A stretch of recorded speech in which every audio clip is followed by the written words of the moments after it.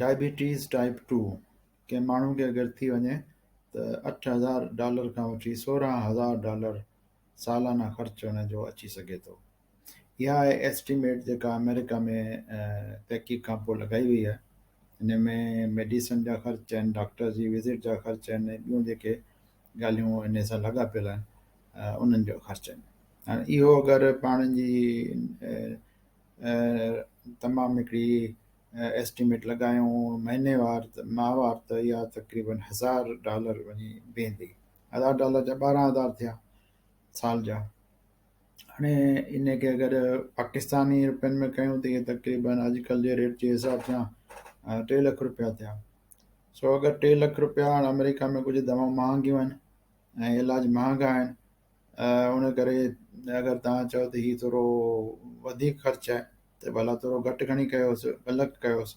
पर हाणे त पाकिस्तान में बि जेको आहे सो तमामु वधी विया आहिनि इलाज जा ख़र्च।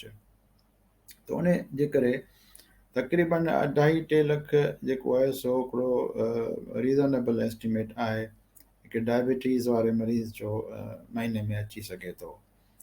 हाणे जंहिंजा पघार ई जेके 15,000, 20,000, 30,000 या 50,000 हुजनि, उन्हनि जो त तक़रीबन हिकिड़ो वॾो हिसो जेको आहे सो इलाज ते ख़र्च थो वञे हिन डायबिटीज़ जे इलाज ते। ऐं जे उहे इलाज नथा कराए सघनि इहे त पोइ आस्ते आस्ते वरी उन्हनि में कॉम्प्लिकेशन्स डेवलप कयूं थियनि। सो इन करे या त हू ओतिरो ख़र्च करे पंहिंजे इलाज कनि या वरी जेको आहे सो कॉम्प्लिकेशन्स खे मुंहुं ॾियनि। ऐं इहो ख़र्च बि जेको आहे सो हिकिड़ो रफ एस्टिमेट आहे। इहो असुलु ख़र्चु जेको आहे सो कोन्हे, उहो वधीक बि थी सघे थो अगरि कॉम्प्लिकेशन्स हुजनि, ऐं घटि बि थी सघे थो अगरि माइल्ड क़िस्म जी बीमारी आहे। पर हाणे इहे सभु जेके तव्हांखे इहो ॻाल्हियूं ॿुधायूं त बीमारी ऐं बीमारी जा ख़र्च ऐं इहे तमामु घणा था थियनि। हाणे इन खे माण्हू कंहिं कुझु क़दुरु रोके बि सघे थो।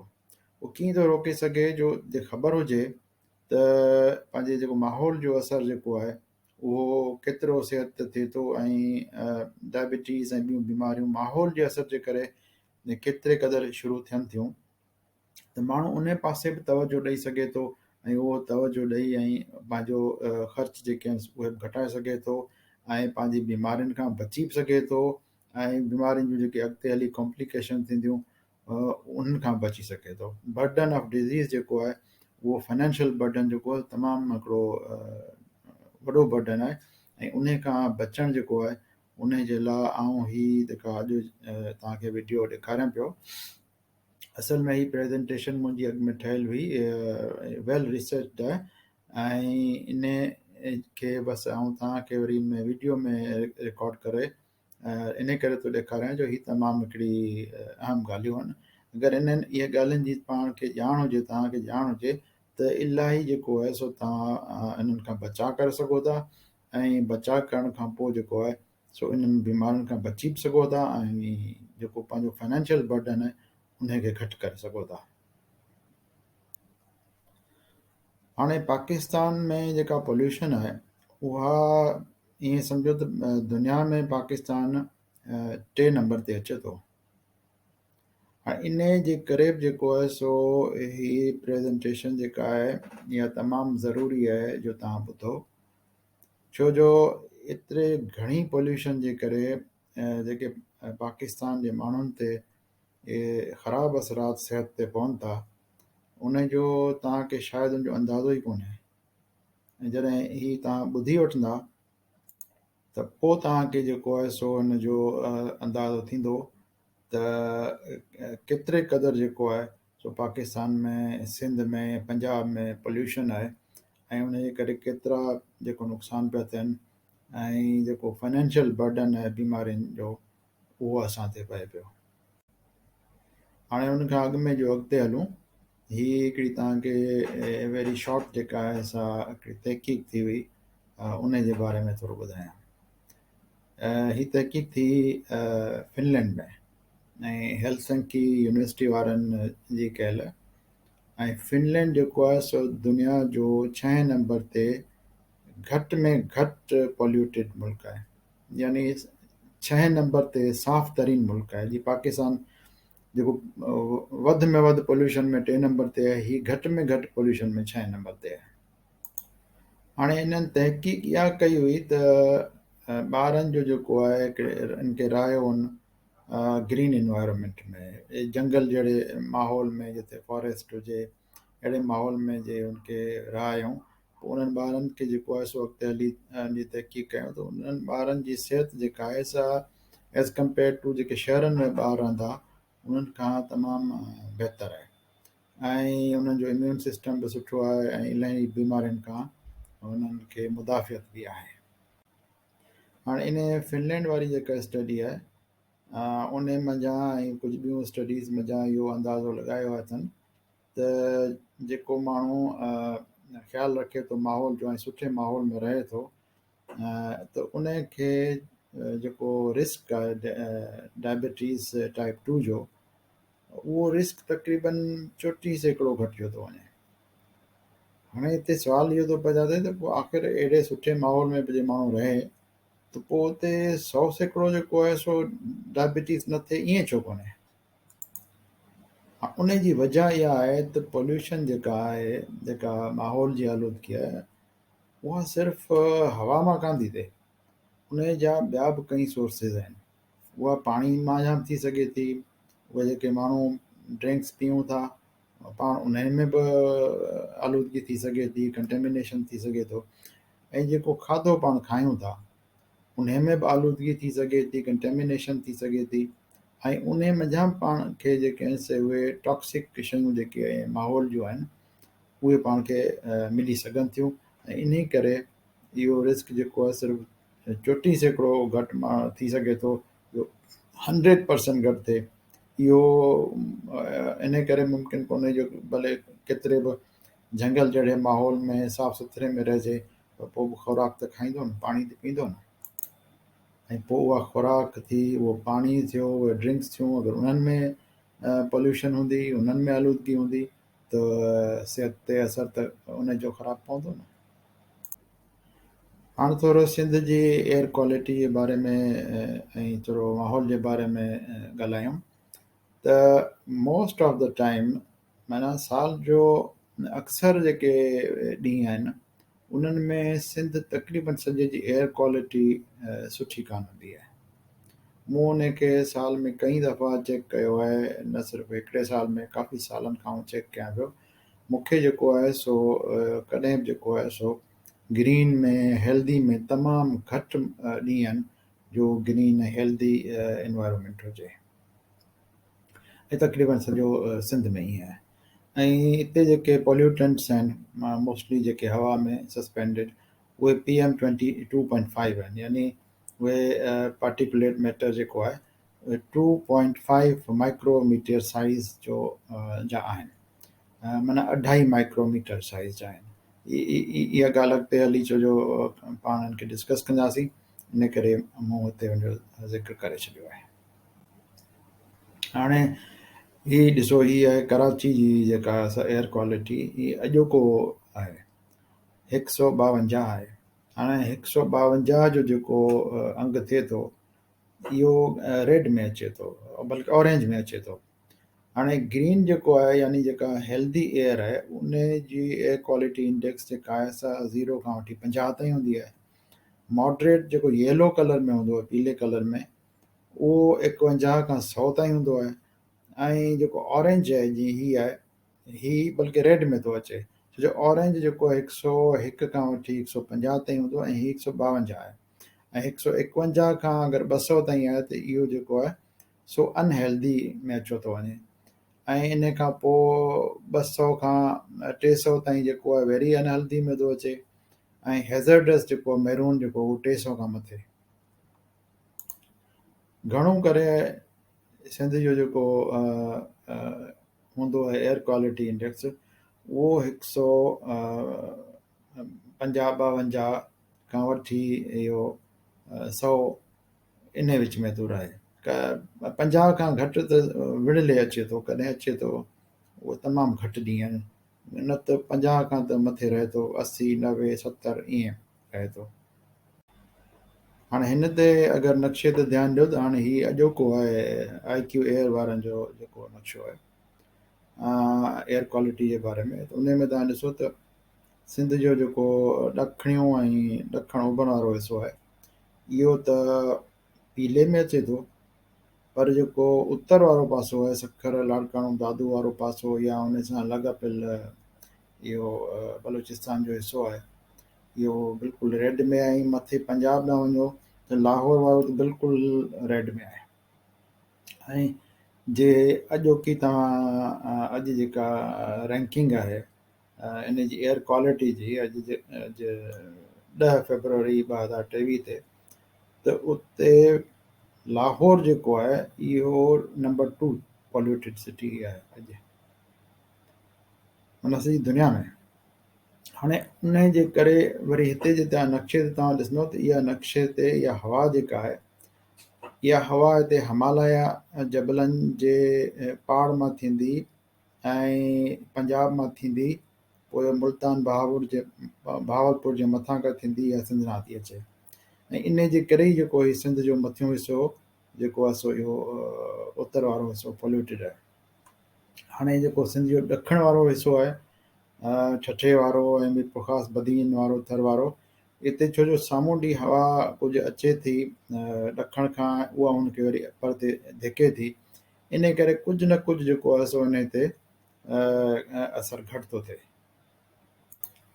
पर आउं सम्झां थो त इहो जेको हवा जेका हिनखे धिके थी इहो इन जो रोल को एतिरो ख़ासि कोन्हे ऐं कॾहिं कॾहिं त इन हवा जे बावजूदि बि जेको आहे सिंध जो हेठियों हिसो जेको आहे इहो बिल्कुलु हिकिड़े रेड में हूंदो आहे। अच्छा हाणे ॿी वजह जेका आहे तव्हां ॾिसो त हिन जा सोर्सिस जेके आहिनि उहे कहिड़ा आहिनि। हिन जा सोर्स जेके आहिनि पोल्यूशन जा हिकिड़ो त पावर प्लांट्स आहिनि जेके बिजली पैदा करण वारा आहिनि। हाणे ज़रूरी कोन्हे त पाकिस्तान में त आहिनि ई घटि, घणो करे जेके इंडिया वारे पासे आहिनि त उहे बि जेका असां पोल्यूशन जेका असां हवा में ट्रेवल करे अचे थी। वाइल्ड फायर्स जेके आहिनि ऐं अॼुकल्ह जेको आहे ही कमांदनि खे बाहूं पियूं अचनि, या नवंबर में इहो हिनखे साड़ियुनि जी हिनखे मैदाननि खे बाहूं ईंदियूं आहिनि, इहे ऐं वाइल्ड फायर इहे गॾिजी, ऐं ॿियो जेके वहीकल एमिशन्स आहिनि यानी जेके गाॾियूं हलनि थियूं उन्हनि में जेके धुआ निकिरनि था, इहे सभु गॾिजी जेका असां एयर क्वालिटी खे नुक़सानु पहुचाइनि था। हाणे इन पॉल्यूशन जो जेके इफेक्ट्स आहिनि असर आहिनि से ॿिनि कैटेगरीज़ में करे सघूं था। हिकिड़ी आहे शॉर्ट टर्म कैटेगरी ऐं ॿी आहे long term category. Short term effect जेके आहिनि से त जीअं अखियुनि में थोरो ख़ारिश थिए, गले में थोरो ख़ारिश थिए, नक में थोरो पाणी अचे, या वरी हार्ट बीट जेका आहे दिलि जी धड़कन जेका आहे उहा कुझु इरेगुलर थी सघे थी, उहो उनजो शॉर्ट टर्म इफेक्ट आहे। या एस्मा थी सघे थो, दम, या उनखे सहक जा ब्रीदिंग प्रॉब्लम थी सघनि था।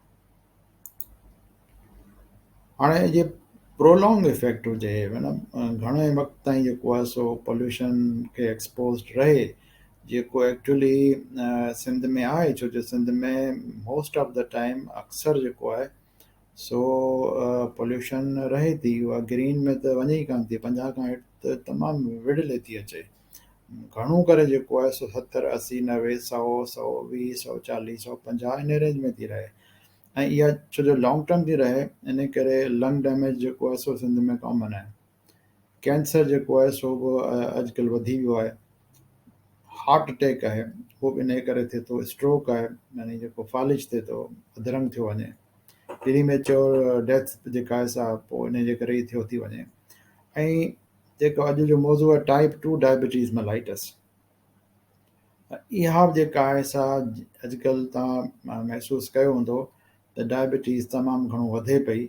उन जी हिकिड़ी जेका वजह आहे उहा इहा बि आहे जो एनवायरमेंट में जेका पोल्यूशन आहे सा पाण वटि सिंध में वधियल आहे ऐं वधीक रहे थी, कंसिस्टेंटली वधीक रहे थी।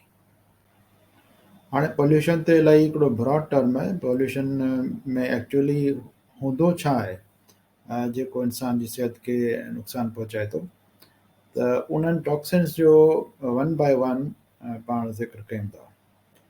पहिरीं तव्हांखे लिस्ट ॿुधाए थो वञा नाला जेके आहिनि स्क्रीन ते बि अचनि पिया ते नाइट्रोसमाइन्स आहिनि, डायोक्सिन्स ऐं डीएलसी माना डायोक्सिन लाइक कंपाउंड्स आहिनि, नाइट्रेट्स ऐं आर्सेनिक आहे, रोडेंटिसाइड आहिनि, ऑर्गेनोफॉस्फोरस पेस्टिसाइड आहिनि जेके दवाऊं जी इस्तेमालु दवाऊं जेके इंसेक्ट खे ऐं जेके फसलनि खे लॻाइजनि थियूं, यानी कुआ मार दवाऊं आहिनि रोडेंट्स वग़ैरह खे लॻाइजनि थियूं इहे। हाणे इनखे पाण डिस्कस कयूं था वन बाय वन। हाणे अचो त ॾिसूं नाइट्रोसमाइन छा आहिनि ऐं नाइट्रोसमाइन माहौल में जा इंसान जे जिस्म में दाख़िल कीअं था थियनि। त नाइट्रोसमाइन जेको आहे सिर्फ़ु डायबिटीज़ टाइप 2 करे थो, पर इहो कार्सिनोजन बि आहे। कार्सिनोजन उहे केमिकल आहिनि जेके कैंसर पैदा करण में हेल्प कनि था, कैंसर काज़ कनि था। हाणे इहे नाइट्रोसमाइन जेके आहिनि से कीअं था जिस्म में वञनि, इहे जिस्म में वञनि था क्योर्ड या प्रोसेस मीट जे खाइण सां। क्योर्ड या प्रोसेस्ड मीट कहिड़ो आहे? उहो गोश्त में अची वियो, कुकड़ बि अची वई, गोश्त में बीफ बि अची वियो, मटन बि अची वियो, सभु अची विया। त उहो जेके क्योर्ड हूंदा आहिनि या प्रोसेसिंग कयल हूंदी आहे हाई टेम्परेचर ते, पोइ उनखे जेको आहे सो प्रिज़र्व करे रखी छॾिबो आहे ऐं पैकेट में मिलंदा आहिनि, टिन में मिलंदा आहिनि, माण्हू खाईंदो आहे, उहे बि आहिनि। ऐं ॿिया जेके तमामु घणे टेम्परेचर ते कुक कजनि, जीअं पाण वटि रवाज आहे तिखो जो, तंदूरी चिकन जो, या जेको स्मोक्ड आहे गोश्त आहे, बारबेक्यू अची वियो हुन में, या जेको ग्रिल कयल गोश्त आहे, इहे बि जेके हाई टेम्परेचर ते अगरि थियनि था त पोइ इन्हनि में बि नाइट्रोसमाइन्स जेके आहिनि से उहे ठहियो था वञनि ऐं पोइ जॾहिं इंसानु खाए थो त उहे इंसान जे जिस्म में वञनि था। इन खां सवाइ ॿियूं जेके शयूं इस्तेमालु जूं आहिनि उन में ग्लव्स आहिनि जेके रबड़ वारा, या बलून्स आहिनि रबड़ जा टॉयज़ जेके आहिनि रांदीका ॿारनि जूं जेके बोतलूं आहिनि खीर पीआरण जूं नंढड़नि ॿारनि जूं, ऐं उन्हनि जा जेके उहे टीट्स आहिनि निपल आहिनि उहे, या वरी जेके सूधर्स जेके ॿारु रोईंदो आहे त उनखे माण्हू वात में विझी छॾींदो आहे नंढड़े ॿार खे, त उनजो रोइणु बंदि थी वेंदो आहे, उहो रोईंदो कोन्हे। चुपड़ी चवंदा आहिनि, सूधर चवंदा आहिनि, इन्हनि सभिनी में नाइट्रोसमाइन आहे। पोइ ॿारनि खे नंढे हूंदे खां ई वरी इन जो एक्सपोजर थिए थो, पोइ उहो लॉन्ग टर्म थिए थो, कंटिन्यूअस थिए थो, त पोइ जॾहिं ॿार वॾा थियनि था त पोइ उनखे कैंसर बि थियनि था, वॾनि खे जल्दी थी वञनि था, ऐं उनखे डायबिटीज़ बि जेका आहे जल्दी थी वञे थी, ओबेसिटी बि थी वञे, वज़न बि वधी वञे उन्हनि जो, कई बीमारियूं थी वञनि। हाणे अगरि इन्हनि छोटियुनि ॻाल्हियुनि खे ज़हन में रखिजे ऐं हिन जो ख़्यालु कजे त घणनि ॻाल्हियुनि खां माण्हू बची सघे थो। अच्छा, ॿी ॻाल्हि इहा आहे त इहा नाइट्रेट्स हूंदा आहिनि जेके सलाइवा में, जेके इंसान जे वात में जेके मुकस हूंदी आहे, इहा बि जेका आहे सा अगरि मैदे जो इन्वायरमेंट घणो एसिडिक हुजे अंडे जो, त पोइ इहे बि नाइट्रोसमाइन में कन्वर्ट थी वेंदा आहिनि। इन करे उन एसिडिक जेको तेज़ाबियत वारो माहौल आहे उन जी कोशिशि कजे त उहो घटि थिए, या अगरि वधीक थो रहे त पोइ उन में वरी एंटी ऑक्सीडेंट वाइटामिन्स आहिनि उहे माण्हू वापराए, या विटामिन सी वापराए, त उन सां जेको आहे उनखे काउंटर करे सघिजे थो। अच्छा, इन्हनि खां अलावा सिगरेट आहे, बियर आहे, अल्कोहल आहे, कोको आहे, इन्हनि में बि जेको आहे सो नाइट्रोसमाइन हूंदो आहे, ख़ासि करे सिगरेटनि में। सिगरेट जा जेके वापराईंदड़ आहिनि जेके, उन्हनि में इहो कंटिन्यूअसली जेको आहे सो ईंदो रहंदो आहे। हाणे जे अचूं था होॾां चीज़ ऐं जेको नॉन फैट मिल्क आहे डेयरी प्रोडक्ट्स में, उन्हनि में बि जेको आहे सो नाइट्रोसमाइन वधीक थी सघे थो।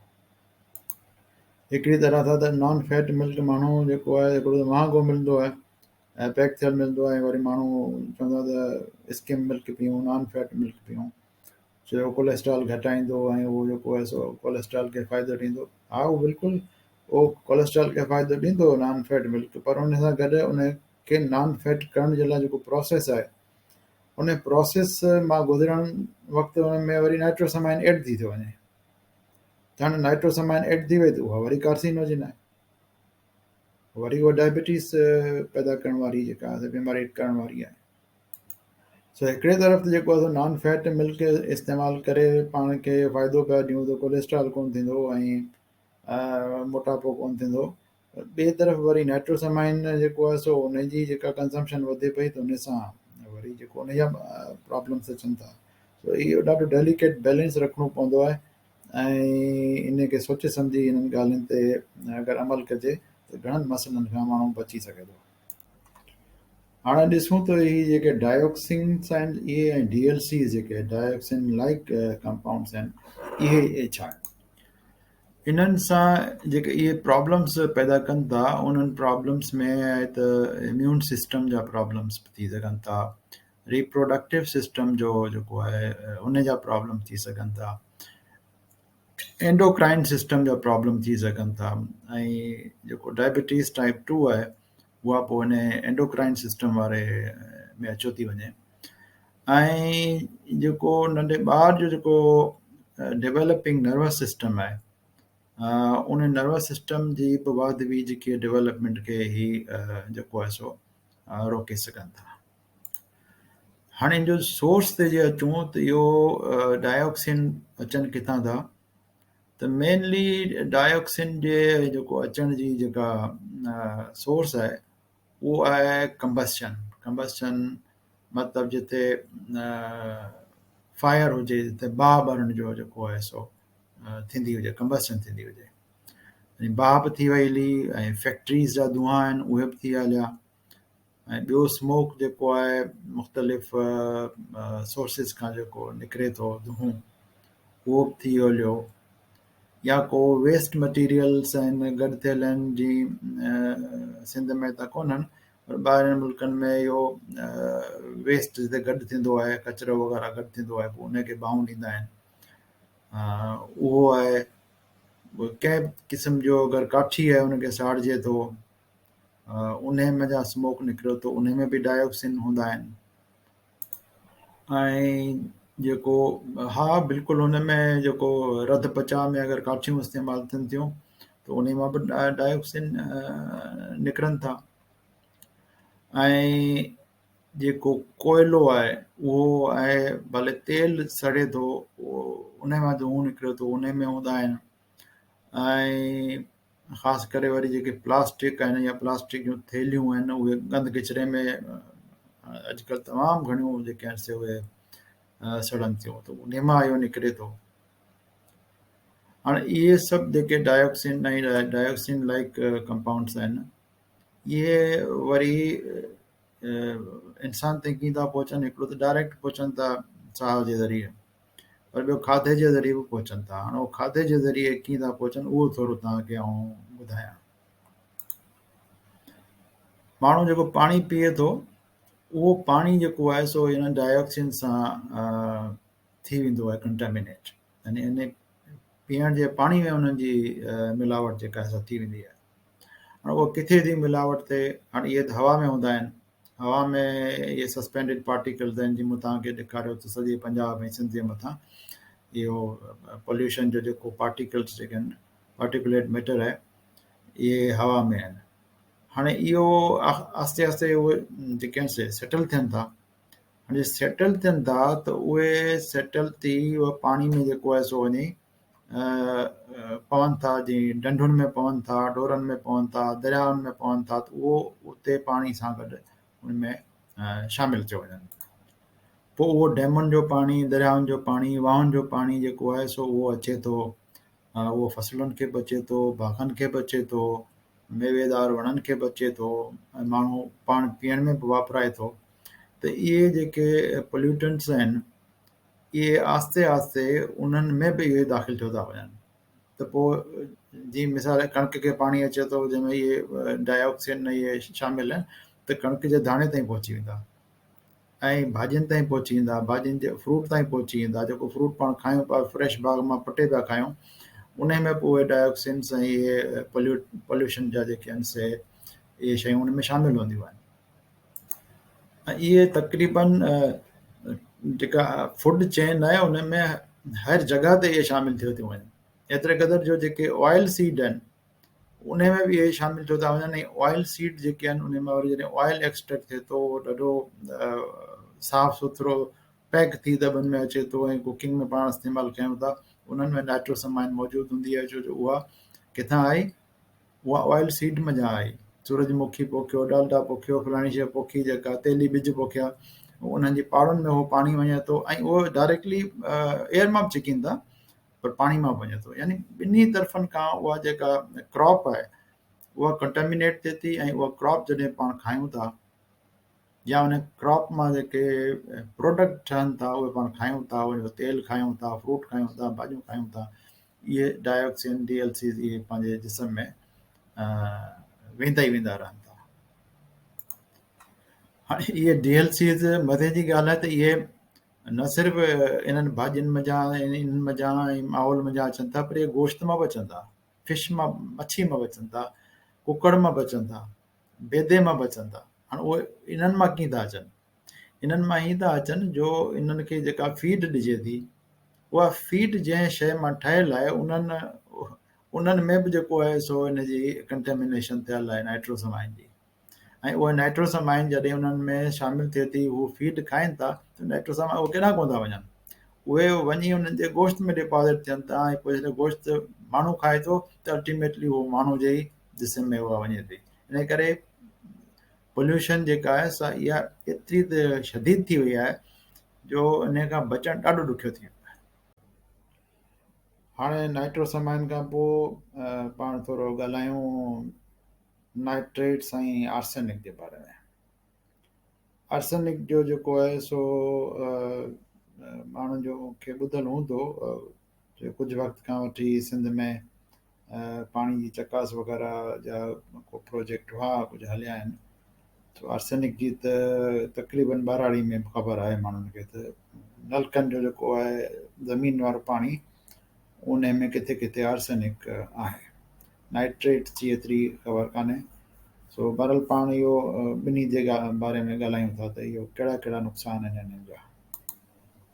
नाइट्रेट्स जेके आहिनि से डायरेक्टली जेको पेनक्रियाज़ आहे, लुबलुबो आहे, नाइट्रेट्स जी मिक़दार अगरि वधीक हुजे त पोइ लुबलुबे खे डायरेक्ट नुक़सान थो करे, ऐं उनखे जेका आहे सा डायबिटीज़ जेका आहे टाइप 2 जेका आहे सा उहा थियो थी वञे। अच्छा, आर्सेनिक छा थी करे? आर्सेनिक वरी डिस्टर्ब थी करे जेके इंसुलिन जा रिसेप्टर आहिनि ऐं ग्लूकोस ट्रांसपोर्ट, यानी रत में जेका ग्लूकोस हूंदो आहे, जेका शुगर हूंदी आहे, उनखे जॾहिं खुलियनि जे अंदरि खणी वञण जी जेका ट्रांसपोर्ट सिस्टम आहे, आर्सेनिक वरी उनखे जेको आहे सो मुतासिर करे थो, ऐं बल्कि उनखे डिसरप्ट करे थो, ऐं उहो ट्रांसपोर्ट सिस्टम जेको आहे सो या त बंदि थियो थो वञे या इलाही मुतासिर थिए थो। इन तरह सां ॿई जेके आहे नाइट्रेट्स ऐं आर्सेनिक, इहे ॿई आर्सेनिक जेको आहे त घणी मिक़दार में त उहो बिल्कुलु उहो पॉइज़न आहे, पर इहे आऊं उन लेवल जी ॻाल्हि पियो कयां जंहिं लेवल ते पॉइज़न त कोन हूंदो आहे, पर इहो बीमारियूं करे विझंदो आहे एतिरे लो कंसंट्रेशन में बि इहो नुक़सानु ॾींदो आहे। हाणे इन जा सोर्सिस कहिड़ा आहिनि आर्सेनिक जी? त तव्हांखे ख़बर आहे त पाणी में हूंदो आहे, ऐं पाणी जिते जेके नलका जेके आहिनि घणी गहराई ते कोन लॻाइबा आहिनि, ग्राउंड में 25 फुट 30 फुट ते जेके लॻाइबा आहिनि, त उन मंझां बि इहे अचनि था, नाइट्रेट्स अचनि था। ऐं अगरि को जे सीवेज आहे या गटर जे भर में नलको लॻल आहे, उहो एतिरो ऊन्हो कोन्हे, सेप्टिक टैंक जे भर में आहे, त उन मां बि जेको आहे सो इहो अची सघनि था नाइट्रेट्स। फर्टिलाइज़र आहे, जीअं फर्टिलाइज़र भाण जेके ॿनिनि में ॾियूं था, त उन्हनि ॿनिनि में भाण ॾियण खां पोइ पाणी अचे थो, पाणी अचे थो, फर्टिलाइज़र जेको आहे सो घणो जेको आहे सो उनमें कन्वर्ट थियो थो वञे, जेको क्रॉप जेका आहे, फसल जेका यूटिलाइज़ करे थी, पर सभु त कोन थी करे न, कुझु जेको रहिजी थो वञे त पोइ उहो नाइट्रेट्स पिया हूंदा आहिनि, त उहो वरी अगरि नलको लॻल आहे हुते, त पोइ वरी हेठि वञी उहो जर वारे पाणी में मिक्स थी, ऐं उहो वरी जेको आहे सो नलके जे पाणी में ॿाहिरि निकिरे थो। त इहो जेको आहे सो ईअं जेको आहे सो माण्हू ताईं पाणी जे ज़रिए नाइट्रेट्स पहुची वञनि था। ऐं कॾहिं कॾहिं ईअं हूंदो आहे जो जेके नलका लॻल हूंदा आहिनि उन जा पाइप जेके आहिनि उहे बिल्कुलु वाटर टाइट, हाणे नलको त ठीकु आहे उहो 50 फुट ते या 60 फुट ते या 70 फुट ते लॻल आहे, ऊन्हो आहे, पर उन जो जेको पाइप हूंदो आहे उन में जेको वाटर टाइट कोन हूंदो, उन में को सुराख वुराख हूंदा आहिनि, त पोइ उहो हेठां खां पाणी छिकी ईंदो पियो त मथां बि छिकी ईंदो पियो, त उहा जेका कंटेमिनेशन मथे सरफेस ते नाइट्रेट्स जी हूंदी आहे उहा हुन में थियो थी वञे। त इहे नाइट्रेट्स जेके आहिनि से पेनक्रियास खे डायरेक्टली जेको आहे सो नुक़सानु पहुचाइनि था ऐं बिल्कुलु हुनखे जेको डायबिटीज़ में मुब्तला करे था छॾनि। अच्छा, हाणे इन जो जेको सोर्स इहो फर्टिलाइज़र भाण आहिनि जीअं यूरिया, अमोनियम नाइट्रेट वग़ैरह, इहे सभु इन में नाइट्रेट्स आहिनि ई आहिनि, ऐं बल्कि आहिनि ई नाइट्रेट, ऐं इन जा ट्रेसिस त सॉइल में मौजूदु आहिनि। हर साल भाण ॾियूं था पाण। ऐं 1960 जी ॾहाई खां पोइ जॾहिं खां इहो कलर भाण जेको आहे इस्तेमालु थियणु माण्हुनि शुरू कयो आहे, हर साल 2-3 दफ़ा जेको आहे सो साॻी ज़मीन खे भाण अचे थो, त इहो आस्ते आस्ते बरसातुनि में पाणी अचे थो, हेठि परकुलेट करे हेठि जड़ ताईं पहुचे थो ऐं उन पाणी में शामिलु थियो थो वञे, जेको माण्हू जेको नलकनि में ग्राउंड वाटर जेको आहे उहो पीअनि था। अच्छा, जेके नंढी जेका क्वांटिटी आहे, माना मामूली क्वांटिटी में इहे जेके नाइट्रेट्स आहिनि, इहो क्लियर कयां त उहो इंसान जे लाइ ज़रूरी बि आहिनि, जेको भाॼियुनि वग़ैरह में मौजूदु हूंदा आहिनि थोरा घणा, त उहा क्वांटिटी जेका सेफ क्वांटिटी आहे उहा न, ऐं हीअ ॻाल्हि पियो कयां उन खां वधीक जेका क्वांटिटी हूंदी आहे उन जी ॻाल्हि पियो कयां। अच्छा, इन पाणी सां गॾोगॾु इहा इन जी नाइट्रेट्स जी कंटेमिनेशन वरी प्रोसेसिंग, जेको फूड प्रोसेसिंग आहे उन में बि थियो थी वञे। जी प्रोसेस्ड मीट आहे, वरी जेको प्रोसेस थियल गोश्त आहे, उन्हनि में नाइट्रोसमाइन त ॻाल्हि थी, पर नाइट्रेट्स बि उन में शामिलु थियो था वञनि, त ख़ुदि उन जो खाइणु जेको आहे उन सां बि इहे टॉक्सिन जिस्म में वञनि था। हाणे आर्सेनिक जे अचूं त आर्सेनिक जेको आहे सो ग्राउंड वाटर में ज़ेर ज़मीन पाणी जी जड़ में आहे, त उहा उते छा आहे जो उते जेका हुनजे इर्द गिर्द ज़मीन आहे, सॉइल आहे या सेडिमेंट्स जेके आहिनि उहो उन्हनि में मौजूदु आहे, त उन्हनि मथां जेको आहे सो पाणी में शामिलु थिए थी, ऐं पोइ पाणी जॾहिं नलके में माण्हू मथे कढी पीए थो त माण्हू में वञे थी, ऐं पोइ उन ई पाणी वञा माण्हू खाधो ठाहे थो, त खाधे में वञे थी, पोइ वरी उहो खाधो इंसानु खाए थो, त माना हीअ हर तरह सां मुख़्तलिफ़ एंगल्स खां जेको आहे सो उहो इंसान जे जिस्म में उहो दाख़िलु थींदी रहंदी आहे, ऐं उनजो ग्लूकोस ट्रांसपोर्ट ते त उनजो इफेक्ट आहे ऐं डायबिटीज़ मेलाइटिस टाइप 2 जेको आहे सो उहो इहो कयो छॾींदा। पर हैरान करण जी ॻाल्हि जेका आहे सा उहा इहा आहे त पाण जेका इंसान जे जिस्म में नाइट्रेट्स या आर्सेनिक वञे थी,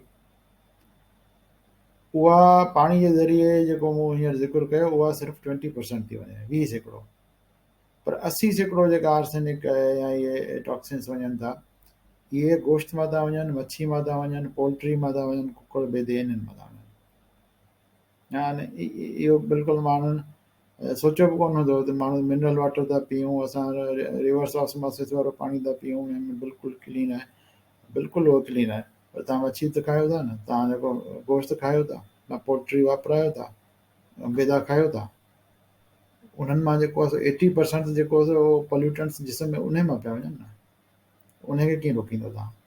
त इन ॻाल्हि खे सम्झण जी ज़रूरत आहे त पाणी खां वधीक जेको आहे सो खाधे वारनि शयुनि मां पाण खे इहे टॉक्सिन नाइट्रेट्स आर्सेनिक इहे ॿई वञनि पिया।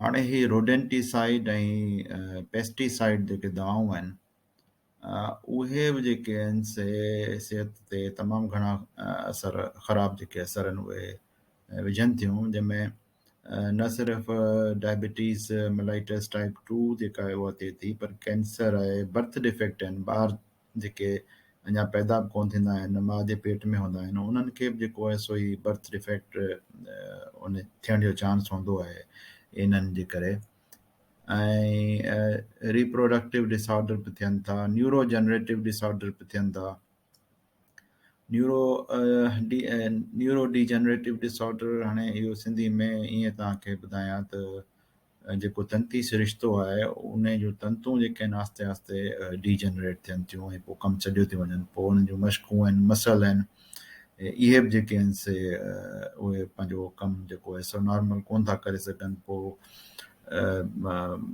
कमज़ोरी थी सघे थी, टंगुनि ॿाहुनि में कमज़ोरी थी सघे थी, कई उन मां जेके आहिनि से मसइला थियनि था, सेंसिस जेके आहिनि टच आहे, टच करण जो जेको आहे सुन थी वञणु या सुयूं सुयूं चुभणु, इहे सभु उन मां थियनि था।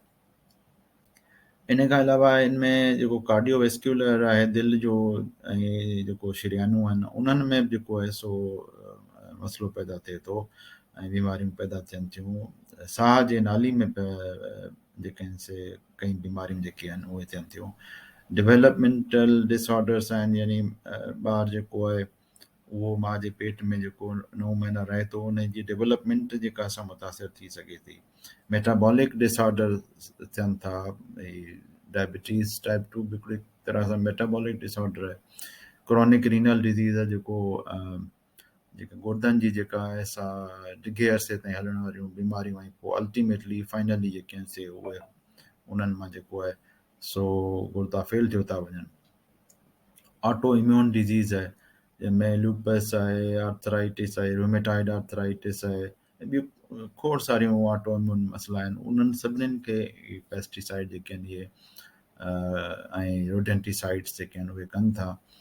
ऐं हाणे इहे जेके ऑर्गेनोफॉस्फरस पेस्टिसाइड आहिनि या जीअं रोडेंटिसाइड्स आहिनि, इहे ॿई जेके आहिनि से इन्हनि जा असरात तमामु ख़राबु आहिनि। ऐं पाण फ़सुलनि ते इहो जीअं 1960 वारी ॾहाई खां इंट्रोड्यूस थिया आहिनि इहे पेस्टिसाइड, उन खां पोइ मुसलसल जेको आहे सो असीं पंहिंजे फ़सुलनि ते पेस्टिसाइड कंदा अचूं पिया। हाणे उन्हनि पेस्टिसाइड्स जी जेका न सिर्फ़ु इहो आहे त ज़मीन ते किरनि था, ज़मीन में पोइ हेठि बरसातुनि में या पाणी ॾियूं था फ़सुलनि खे, उन में फ्लश थियो था, ज़मीन जी हेठी तह ताईं वञनि था ऐं पोइ पाणी खे कंटेमिनेट कनि था। पर उन सां गॾोगॾु हिननि जो फ़सुलनि में जेको आहे रेसिड्यू रहिजी थो वञे, ऐं उहो पोइ जीअं पाण फ्रूट खायूं था या भाॼी खायूं था त उहो ॾिसो त भींडियूं खायूं था या उन्हनि में केॾी स्प्रे थी थिए, उहो जेको आहे सो केतिरो बि तव्हां ॿाहिरां उन खां वॉश कयो, उनजो रेसिड्यू अंदरि ज़रूरु वञनि था ऐं उहे वञी उते थोरा थोरा रहनि था। ऐं पोइ जॾहिं मुसलसल माण्हू खाए थो 10 साल 15 साल उहे शयूं खाईंदो रहे थो, त पोइ थोरो घणो जेको आहे सो उहो डिपॉज़िट थो थिए इंसान जे जिस्म में। ऐं पोइ इहे कंपाउंड्स जेके आहिनि, इहे केमिकल्स जेके आहिनि, इहे आस्ते आस्ते प्रॉब्लम्स क्रिएट करणु शुरू कनि था। ऐं डायबिटीज़, मेलाइटस टाइप 2 ऐं ॿियूं जेके खोड़ सारियूं बीमारियूं आहिनि, उहे सभु जेके आहिनि उन्हनि में थोरो घणो रोल इन्हनि पेस्टिसाइड्स जो आहे। ऑर्गेनोफॉस्फोरस कंपाउंड्स तमामु घणा पाण वटि इस्तेमालु थियनि था, न सिर्फ़ु पुटिन ते थियनि था। पुटिन में ककिड़ो आहे, उनजो जेको उन में तेल निकिरे थो उन में वञे थो, हर तक़रीबन भाॼियुनि ते केतिरी स्प्रे थी थिए। उहे सभु जेके आहिनि से इंसान जी सिहत खे नुक़सानु पहुचाइनि था। ऐं इहो माहौल खे आलूदगी जेका आहे सा इहा 40 साल त अॻी सदी आहे, 60 खां वठी जेको आहे सो 2000 ताईं, वरी 2000 खां पोइ ही जेके 23 साल ही थिया आहिनि, 40 साल ऐं 63 सालनि खां जेको आहे सो असां केमिकल जेको स्प्रे पिया कयूं, आख़िर उनजो जेको आहे सो असरु त थींदो न। सो इहे ॻाल्हियूं तव्हांखे हिननि जी ॼाण हुअणु ज़रूरी आहे। ऐं जेसि ताईं इहे ख़तमु या मिनिमाइज़ न कबियूं तेसि ताईं जेको आहे सो बीमारियूं वधंदियूं रहंदियूं इंसाननि जे हिन में। सो हाणे दोस्तो तव्हां इहा ॻाल्हियूं ॿुधियूं त किथां किथां खां जेके पॉल्यूटेंट्स आहिनि या जेके माहौल खे आलूदा करण वारा जेके नुक़सानकार जुज़ा आहिनि या केमिकल आहिनि, उहे असांजे जिस्म में किथां खां अचनि था ऐं कीअं दाख़िल थियनि था। ऐं उन्हनि जी ॼाण जेका तव्हांखे थी त उन मंझां तव्हां इहो कोशिशि करे सघो था त जेतिरो पॉसिबल थी सघे त उन्हनि खां बचण जी कोशिशि कजे। हाणे इन में हिकिड़ी त तव्हांजी पंहिंजी जेका आहे सा उहा कोशिशि थी सघे थी जेका तव्हां पाण कयो, ऐं कुझु ॻाल्हियूं अहिड़ियूं आहिनि जेके तव्हां पाण नथा करे सघो। उहा ॻाल्हियूं जेके आहिनि से सरकार या वरी अथॉरिटीज़ जेके आहिनि उहे करे सघनि थियूं। जीअं इन्वायरमेंटल एजेंसीज़ आहिनि या इन्वायरमेंटल अथॉरिटीज़ आहिनि, उहे करे सघनि थियूं। जेके माहौल जा इदारा आहिनि उहे करे सघनि था।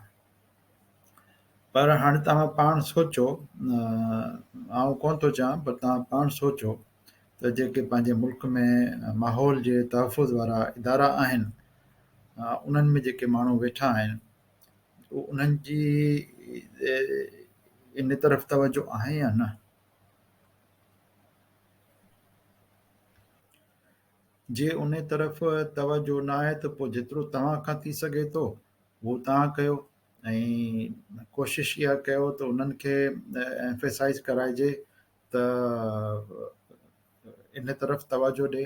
छो जो हीउ हिकिड़ो मूं ॾिठो आहे, कई एहतिजाज थियनि था, कई हड़तालूं थियनि थियूं, कई ॻाल्हियूं थियनि थियूं, पर कॾहिं कंहिं जेको आहे सो माहौल जी आलूदगी जे लाइ न त एहतिजाज कयो आहे, ऐं न ई वरी को रुॻो प्रेशर ग्रुप ठाहे जेको आहे सरकार ताईं इहा ॻाल्हि जी सरकार जी तवजो जेका असां इन तरफ़ थिए, कंहिं कोन कयो आहे। हालांकि हीउ जेको मसइलो आहे, इहो मसइलो सभ खां अहम जेको आहे सो मसइलो आहे। हाणे आउं इन ते, छो जो आउं धरणे वारी जेका थींदी आहे न एहतिजाज, आउं उनजे बिल्कुलु अगेंस्ट आहियां, ऐं आउं नथो चाहियां त कोई धरणा वरणा थियनि, पर कुझु टोकन जेको आहे सो प्रोटेस्ट त थियणु घुरिजे, कुझु उन्हनि खे प्रोटेस्ट न थिए त भला उनखे एम्फेसाइज़ त कराइजे, कुझु प्रेशर ग्रुप हुजे जेको इन्वायरमेंटल एजेंसीज़ जेके आहिनि या सरकार आहे उन्हनि खे इन तरफ़ तवजो त ॾियारिजे त हीअ जेका मुल्क जी तबाही थिए पई ऐं मुल्क जे माहौल जी तबाही थिए पई, आख़िर इन जो जेको हल त कढणु घुरिजे न। हाणे इहे इन जो हल कढणु जेको आहे सो सवलो बि कोन्हे। हाणे पोल्यूशन कंदड़ जेका आहे पेस्टिसाइड आहे, जे तव्हां न ॾींदा त तव्हांजा फसल कोन थींदा। हाण आहे उहो तव्हां न ॾींदा त फसल कोन थींदो। त उन जो अल्टरनेट त रिसर्च सां ईंदो न, उन जो अल्टरनेट त कढणो त पवंदो न हिकिड़े न हिकिड़े ॾींहुं। जे इहो न कढंदव त इहो सिलसिलो हींअर त हले पियो घणो 5 साल 10 साल 15 साल 20 साल 30 साल, हुन खां पोइ ई कोन हलंदो।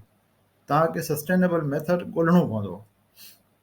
छा सरकार उहे सस्टेनेबल मेथड जेको आहे असां ॻोल्हे पई, या तव्हां हुननि खे एम्फेसाइज़ करायो पिया त इहो जेके सस्टेनेबल तरीक़ा ॻोल्हियो त जीअं असांजी हिननि तरीक़नि मां जिंद छुटे। कंहिंजी बि तवजो इन पासे कोन्हे। इकोनॉमी न तवजो आहे, बैंक्रप्सी न तवजो आहे, ॻाल्हियूं थियनि पियूं, सियासत न तवजो आहे, इलेक्शन न तवजो आहे, हर ॻाल्हि न तवजो आहे। पर अगरि तवजो कोन्हे त जेका सभु खां अहम शइ आहे एनवायरमेंट ऐं हेल्थ, उन तरफ़ कंहिंजी बि तवजो कोन्हे। सो इहो हिकिड़ो अहम इशू आहे। इन करे मूं वटि प्रेज़ेंटेशन हुई अॻ में, त मूं चयो त इनखे आउं थोरो वीडियो में कन्वर्ट करे ऐं इहो पब्लिक सर्विस में जेको आहे सो सोशल मीडिया ते पोस्ट कयां, त इन ॻाल्हि जो अहसासु थिए ऐं माण्हू उन ते कुझु ध्यानु ॾियनि, सरकार बि ध्यानु ॾे, उहे एजेंसी ते बि ध्यानु ॾियनि। हाणे आख़िर में हिकिड़ी नंढड़ी मिसाल तव्हांखे इहो रुॻो ॿुधायां त माण्हू चवंदा ठीकु आहे इहो जेको सरकारी भाण आहे जेको, इनखे सरकारी भाण जी चवंदा आहियूं, केमिकल फर्टिलाइज़र, इहो जेको आहे सो कोन था ॾियूं त माल जो भाण था ॾियूं। हाणे तव्हांजे इतला जे लाइ अर्ज़ु त माल जो भाण जेको आहे उहो बि पॉल्यूशन खां फ्री कोन्हे। अॻे उहो हूंदो हो त उहो उन खां फ्री हूंदो। हाणे जेको माल खे खाधो खारायो थो वञे, जेका फीड खाराई थी वञे, उन में इहे सभु पॉल्यूटेंट्स न त इन जा 50% त मौजूदु आहिनि ई आहिनि। इन करे जॾहिं उन्हनि जो जेको फार्म यार्ड मैन्योर आहे या उन्हनि जो भाण जेको आहे उहो खणी तव्हां न बनी में था विझो, त उहो ई जेके से टॉक्सिन्स जेके आहिनि, उहे पॉल्यूटेंट्स जेके आहिनि, से माल जे भाण मां खणी उहो बि तव्हां विझो पिया हुन में। उहो माल जो भाण जेको आहे उन्हनि खां साफ़ु या पाक कोन्हे। हाणे हालति इहा थी वई आहे। हाणे इहो सिलसिलो हिकिड़े ॾींहुं सफ़ा कोलेप्स थी वेंदो। उन खां बहितर आहे त अॻ में इन जे लाइ कुझु न कुझु कजे।